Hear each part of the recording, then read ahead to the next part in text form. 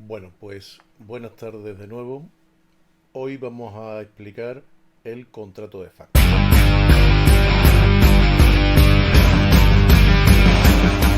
El contrato de factoring es un contrato también importado del sistema norteamericano, aunque con ciertos precedentes en Gran Bretaña, y que se introdujo en nuestro derecho a través de una ley que regulaba o que regula las entidades de capital riesgo, es decir, siguiendo una tónica muy habitual en nuestra legislación de regular una cosa y aprovechar las disposiciones adicionales, finales y transitorias para introducir normas sobre otras materias que no tienen absolutamente nada que ver con el contenido de la ley.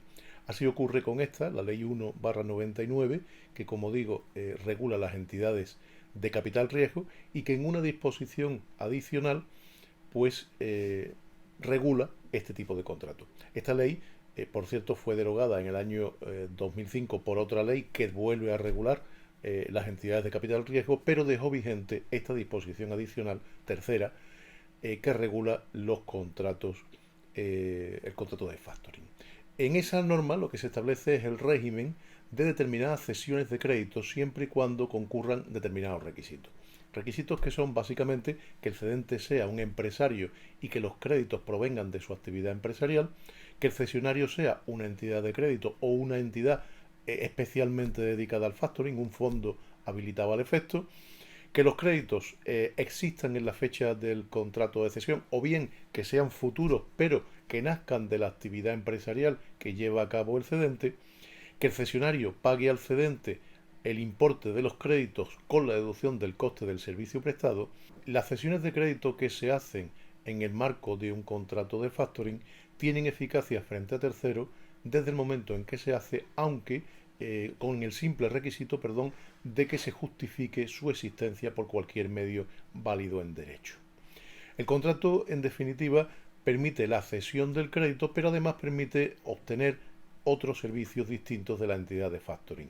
Servicios que pueden abarcar pues, información sobre su clientela, clasificación comercial, dependiendo de si los créditos son de mayor o menor calidad, entendido como mayores probabilidades de cobro.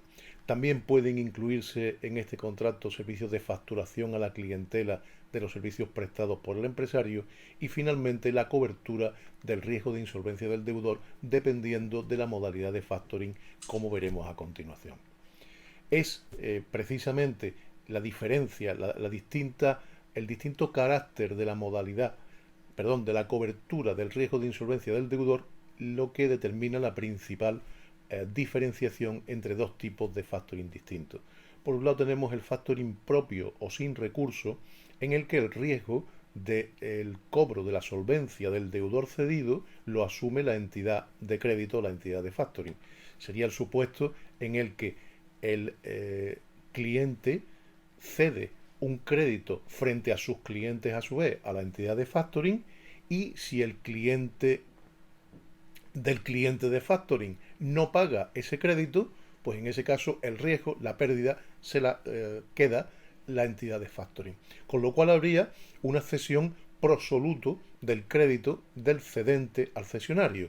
Prosoluto porque es una cesión en pago. Te cedo el crédito, tú me das el coste, el pago, el precio que fijemos por ese crédito y a partir de ahí es tuyo. Si tú lo cobras, estupendo, mejor para ti. Si no lo cobras, tú te comes el riesgo. Ese es el factoring propio o sin recurso. Existe otra modalidad que es el factoring impropio o con recurso, en el que la entidad de factoring no asume el riesgo, de tal manera que si el crédito cedido es impagado por el deudor, el cedente, el cliente de factoring, tiene que pagar después a la entidad de factoring el coste que previamente o el importe del factoring que previamente había recibido. Con lo cual es una cesión pro solvendo. Yo te doy el crédito, te cedo el crédito para que lo cobres. Si lo cobras, estupendo, pero si no lo cobras, yo te restituyo lo que previamente he recibido en virtud del contrato de factoring. En cuanto a las características del contrato, pues es un contrato atípico, no está regulado legalmente, simplemente se alude a ellos, los términos que hemos dicho, en esa disposición adicional tercera de la ley de entidades de capital riesgo. Es un contrato mixto o complejo, puesto que se confluyen distintas características de distintos contratos. Hay un arrendamiento de servicio, hay un contrato de comisión, porque en definitiva lo que hace es el cedente está comisionando al cesionario para que efectúe las gestiones de cobro, hay una cesión de crédito, puede haber un seguro de crédito en los casos en los que la solvencia o el riesgo de insolvencia recae sobre la entidad de factoring. En definitiva, naturaleza mixta o compleja. Es un contrato consensual porque se perfecciona por el mero consentimiento, aunque habitualmente se hace por escrito, como todos los contratos de entidades de crédito. Es un contrato de tracto sucesivo, no se agota con una simple cesión, sino que se ceden créditos permanentemente. Es un contrato de carácter normativo, en el sentido de que se regulan en el contrato cómo se va a hacer la cesión de los futuros créditos que se vayan cediendo. Y es un contrato evidentemente mercantil porque ambos contratantes son empresarios y se refieren a su actividad mercantil. Quizá un ejemplo muy habitual de contrato de factoring a los efectos de su mejor comprensión es el tema de las igualas de los despachos de abogados.